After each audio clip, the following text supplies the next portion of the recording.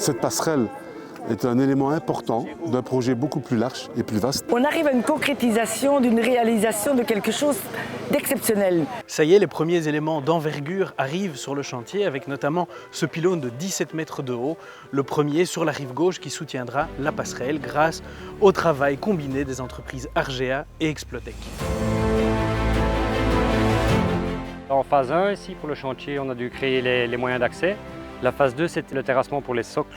Ils sont prêts à recevoir les câbles porteurs et les pylônes que vous voyez ici derrière moi. Donc à l'heure actuelle, le chantier de la passerelle Vialta, les 2 pylônes ont été posés. Ils sont en train d'être réglés et ajustés parce qu'on doit vraiment être précis au millimètre près pour ce genre d'ouvrage.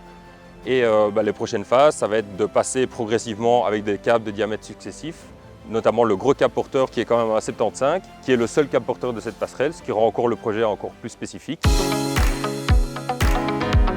Ce qui est vraiment bien dans ce projet-ci, c'est qu'on a les 3 sociétés qui font chacun leur partie du travail pour lesquelles elles sont vraiment spécialisées. Donc nous, on s'occupe de tout ce qui est en hauteur.